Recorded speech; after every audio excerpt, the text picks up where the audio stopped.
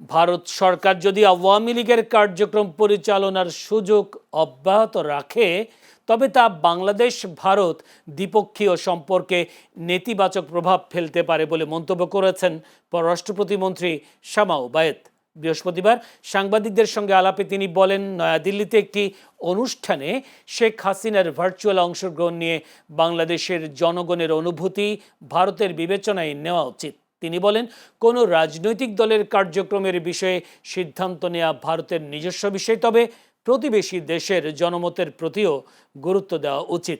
একই সঙ্গে তার অভিযোগ, অতীতের গুম ও বিচার বহির্ভূত হত্যার বিষয়গুলো আড়াল করতে আওয়ামী লীগ পুরনো সন্ত্রাসবাদ ও জঙ্গিবাদের প্রসঙ্গ সামনে আনছে।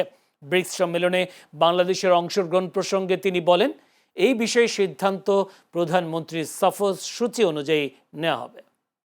এই জঙ্গিবাদের তত্ত্বটা আওয়ামী লীগের পুরনো নোংরা পলিটিক্স। সিদ্ধান্তটা ভারতকে এখন নিতে হবে যে তারা এই স্বৈরাচারী ফ্যাসিবাদী যারা সাজাপ্রাপ্ত তাদের ভারতের মাটির তারা প্রথম কথা আশ্রয় নিয়ে আছে, এবং তারপরে সেই বক্তব্যগুলো এখনো তারা কন্টিনিউ করতে দিবে কিনা, অ্যালাউ করবে কিনা, সেই সিদ্ধান্তটা ভারতকে নিতে হবে। আমরা চাই ভালো সম্পর্ক থাকুক দুই দেশের জনগণের স্বার্থে।